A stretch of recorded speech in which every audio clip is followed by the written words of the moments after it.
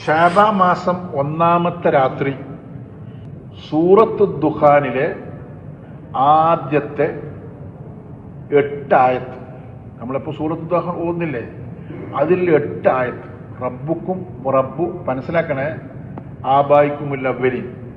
ആ 8 ആയത്ത് യശാ നിസ്കാരത്തിന് ശേഷം നിസ്കരിച്ച ഉടനെ തന്നെ പോകണമെന്നില്ല, സൗകര്യത്തിന് ഓതോടുത്തിട്ട് കിബിലക്ക് മുന്നിട്ട് ഇരുന്നിട്ട് 15 പ്രാവശ്യം ഓതുക. എത്ര പ്രാവശ്യം?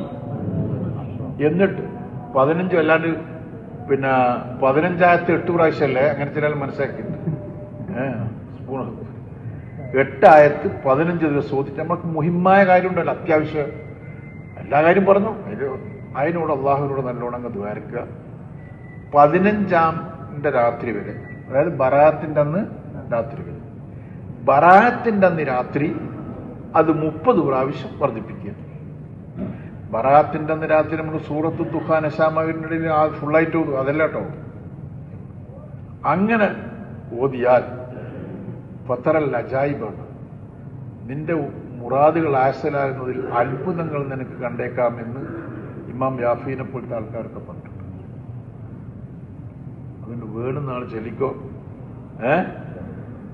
നാട്ടിൽ വിളിച്ച് പറഞ്ഞോളൂ, ഇന്നെ വിളിച്ചു നാളത്തെ പറഞ്ഞു, കാരണം നാളെ രാത്രി മയക്കാം, നമുക്കറിയില്ല.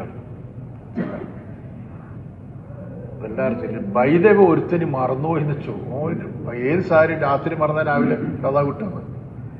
ഈ ഒരു ഓപ്ഷനും കൊണ്ട് എല്ലാവരും മറക്കാൻ നിൽക്കരുത് കേട്ടോ. 1 മുതൽ 8 വരെ ഹാമീൻ എന്ന് വന്നിട്ട് റബ്ബുക്കും റബ്ബാബായിക്കും എല്ലാം വരും. ഇത് നിങ്ങൾ എഴുതി വെക്കണം കേട്ടോ. ഇതെല്ലാ കൊല്ലവും അൽഹംദുലില്ലാഹ് ഞാനിവിടെ വന്നിട്ട് 38-ാമത്തെ വർഷം പറയുന്നുണ്ട്. 39-ാമത്തെ കൊല്ലായിരുന്നു. അടുത്ത കൊല്ലം ഉണ്ടാവും നമുക്ക് ദീർഘായുസ്സരട്ടപ്പോ നമുക്കറിയില്ല. ഒരു ബുക്ക് ഞാൻ എപ്പോഴും എൻ്റെ കുട്ടികളോട് ദർശനമുള്ള കുട്ടികളോട് ഒരു ബുക്ക് വാങ്ങിക്കണം. ഇങ്ങനെയുള്ള നമ്മൾ വലിയ വഹിയരുന്ന ആളൊന്നുമല്ല. പിന്നെ എനിക്കൊരു സ്വഭാവമുണ്ട്, ഒരു ഇൽമ് എനിക്ക് കിട്ടിയാൽ ഞാനതെല്ലാവർക്കും പങ്കുവെക്കുന്നുണ്ട്. അത് എഴുതി വെക്കുക. ഇപ്പൊ ചില സമയം ചില ശഅബാൻ ഉണ്ടായിക്കൊള്ളണമെന്നില്ല. അത്തരം കാര്യങ്ങൾ ഇങ്ങനെ മറിച്ചു നോക്കിയ ഉസ്താദ് പറഞ്ഞിട്ടുണ്ട്. ഇത് പറഞ്ഞെന്നാൽ ഇത് ഉസ്താദ് കോയമത്തങ്ങൾ പറഞ്ഞ് എഴുതിക്കോ, പ്രശ്നം തീരുമല്ല. മനസ്സിലായ മക്കളെ? സൂറത്ത് ദുഖാനിൽ 8 ആയത്ത് റബ്ബുക്കും റബ്ബു ആബായിക്കുമുൽ അവ്വലീൻ അതുവരെ 15 പ്രാവശ്യം ഓതിയിട്ട് അള്ളാഹുവിനോട് തേടുക. ഇതിനൊക്കെ നിങ്ങൾ പ്രാർത്ഥിക്കണം കേട്ടോ. പിന്നെ മുഹിമായ കാര്യങ്ങൾ നാട്ടിൽ കിടക്കും. ഓരോരുത്തരുടെ പല കാര്യങ്ങളുണ്ടാവല്ലോ. ഒരാൾക്ക് വരയില്ലാത്തവരുണ്ടാവും, കുട്ടികളില്ലാത്തവരുണ്ടാവും, കടത്തിൽ കൊണ്ട് വലഞ്ഞവരുണ്ടാവും. ഇതിനൊക്കെ വേണ്ടി നിങ്ങൾ പ്രാർത്ഥിക്കണം.